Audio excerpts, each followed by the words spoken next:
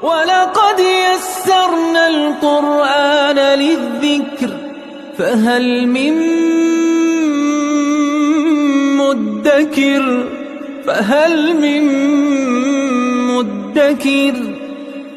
اعوذ باللہ من الشیطان الرجیم بسم اللہ الرحمن الرحیم الحمد للہ رب العالمین وصلی اللہ علی سیدنا و نبینا ابی القاسم المصطفى محمد وعلى آلہ الطیبین الطاہرین المعصومین اما بعد اعوذ باللہ من الشیطان الرجیم بسم اللہ الرحمن الرحیم سل بنی اسرائیل کم آتیناہم من آیت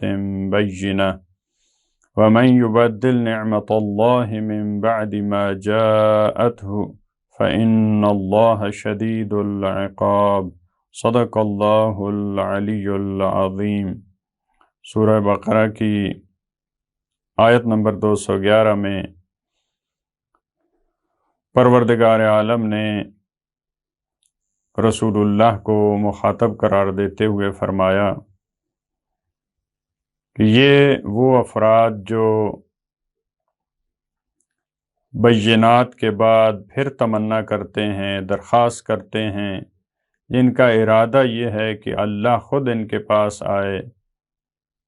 اللہ کے فرشتے ان کے پاس آئیں، اس قسم کی درخواستیں اور بے جا ان کی تمنائیں، ان کے سامنے ایک ماڈل اور ایک نمونہ وہ بنی اسرائیل ہیں۔ آپ بنی اسرائیل کو دیکھ لیں، ان کے پاس بینات کی، دلائل کی کمی تھی کیا؟ ہر قسم کے ہم نے دلائل ان کو دیے، ہر قسم کی نعمتیں ان کو دیں۔ اتنے معجزات کسی اور امت کو نہیں ملے جتنے بنی اسرائیل کو ہم نے دیے، لیکن کیا وہ سب راہ راست پہ آ گئے؟ اس کے باوجود بھی انہوں نے قبول نہیں کیا، معجزے دیکھتے رہے، سمندر کا شق ہونا، آسمان سے من و سلویٰ کا نازل ہونا، مختلف انہوں نے معجزات دیکھے، لیکن اس کے باوجود ایسا نہیں ہے کہ وہ سیدھے راستے پہ آ گئے سب لوگ۔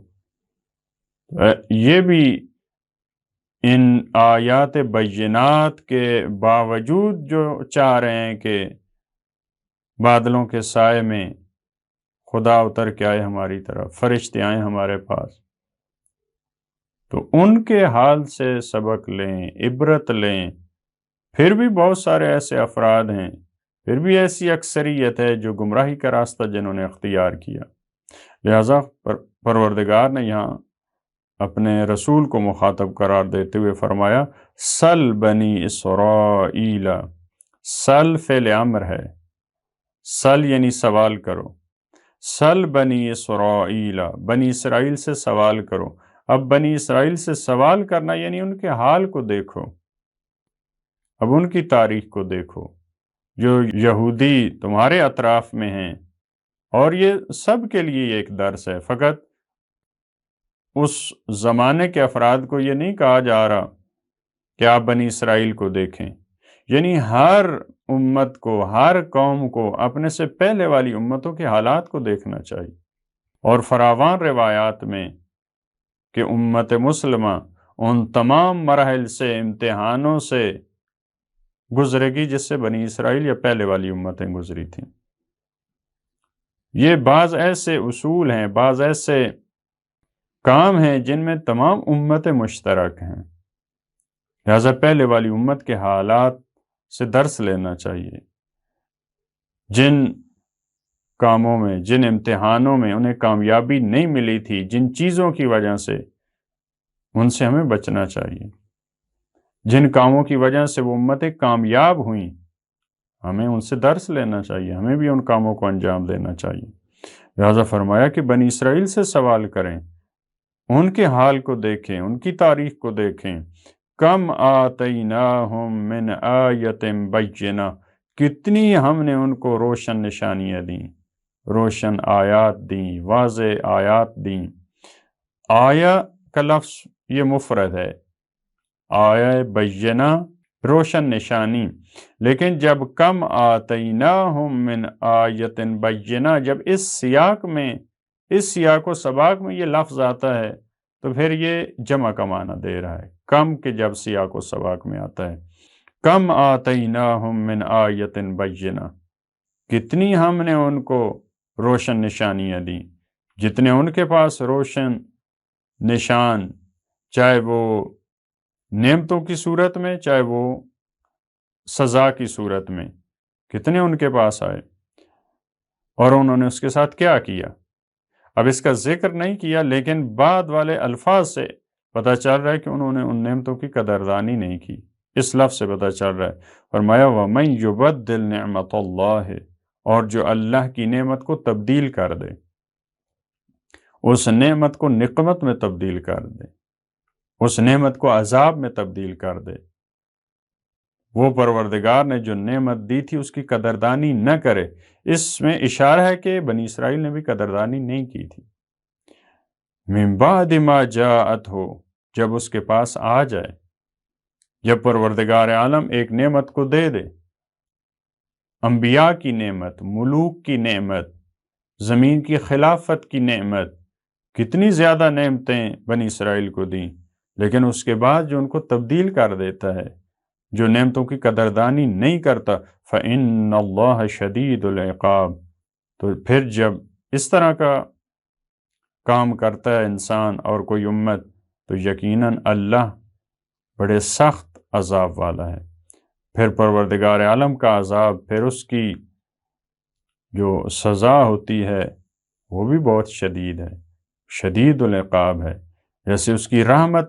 بہت بڑی وسیع ہے، اسی طرح اس کا عقاب اور عذاب بھی شدید ہے۔ زُيِّنَ لِلَّذِينَ كَفَرُوا، بعد والی آیت میں زُيِّنَ لِلَّذِينَ كَفَرُوا الْحَيَاةُ الدُّنْيَا وَيَسْخَرُونَ مِنَ الَّذِينَ آمَنُوا، زینت دی گئی کافروں کے لیے، الحیات الدنیا، دنیا کی زندگی، کافروں کے لیے یہ زینت بنا دی گئی، جو کچھ ہے دنیا کی زندگی ہے۔ البتہ یہ فقط وہ کافر اس میں شامل نہیں ہے، اور فقط وہی کافر مراد نہیں ہے جو ہم اصطلاح میں کہتے ہیں کافر ہے، جو اللہ کا انکار کرتا ہے، جو قرآن کا انکار کرتا ہے، رسول اللہ کا انکار کرتا ہے،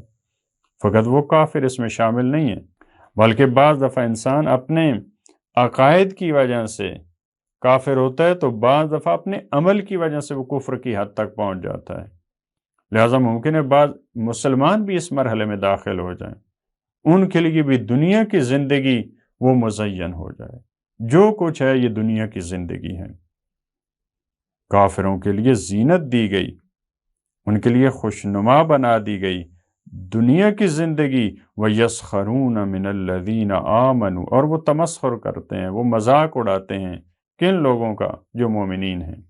اس دنیا میں، کیونکہ ان کے پاس مال دنیا ہے، ان کے پاس دنیا کا دیا سب کچھ ہے،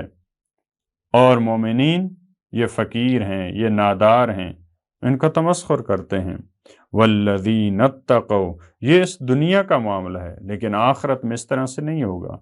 آخرت میں کیا ہوگا؟ وَالَّذِينَ اتَّقَوْا، لیکن وہ لوگ جنہوں نے تقوی الہی اختیار کیا، یعنی ایمان لانے کے بعد وہ دنیا پرستی سے بچ گئے، انہوں نے اپنے آپ کو بچایا، وہ دنیا کی زینتیں ان کے لیے مزین نہیں ہوئیں، فَوْقَهُمْ يَوْمَ الْقِيَامَةِ، ان کو برتری حاصل ہوگی قیامت کے دن، وہ بلند مقام پہ ہوں گے، وہ بلند درجے پہ ہوں گے۔ یہی کافر جو یہاں ان کا مذاق اڑا رہے تھے، یہاں ان کی سطح، ان کا درجہ، ان کی زندگی کا لیول یہ بڑا تھا، وہاں پہ یہ نیچے ہوں گے، وہاں پہ معاملہ برعکس ہوگا۔ یہاں پہ کافر بڑی بلڈنگوں میں، بڑی عمارتوں میں رہتا ہے، اور مومن جھونپڑی میں رہتا ہے، لیکن وہاں پہ مومن بڑی عمارتوں میں رہے گا، وہ درجات میں رہے گا، وہ غرفات میں رہے گا، لیکن کافر اور دنیا پرست وہ درکات میں رہے گا، وہ در کے اسفل میں رہے گا، وہ وہاں پہ نیچے ہوگا۔ واللہ یرزق من یشاء بغیر حساب، اور یہ ان کو نہیں سمجھنا چاہیے کہ ایک گروہ کو خدا دے رہا ہے دوسرے کو خدا نہیں دے رہا، اور اللہ تو رزق دینے والا ہے من یشا، جسے وہ چاہتا ہے بغیر حساب، فراوان۔ بغیر حساب کا مطلب یہ نہیں ہے کہ بغیر حساب کے، کوئی کوشش کرتا ہے تو اسے نہیں دیتا، کوئی کوشش نہیں کرتا تو اسے دے دیتا ہے۔ بغیر حساب کا یہ مطلب نہیں بغیر حساب کتاب کے، بغیر حساب یعنی فراوان۔ وہ تو اگر چاہے تو یہاں مومن جو اس دنیا میں رہ رہا ہے اس کو بھی فراوان رزق دے سکتا ہے، لیکن یہاں پہ کافر کے پاس ہے، لیکن مومن یہاں غربت کی زندگی بسر کر رہا ہے، تو اس کا مطلب یہ نہیں ہے نعوذ باللہ کہ خدا بے بس ہے، کہ اپنے ماننے والے کو، اپنے محب کو نہیں دے رہا۔ وہ یہاں بھی دے سکتا ہے، لیکن یہ اس کا ایسا نظام ہے، اس کا ایک امتحان ہے۔ لہٰذا پروردگار ہمیں بھی توفیق دے کہ ہم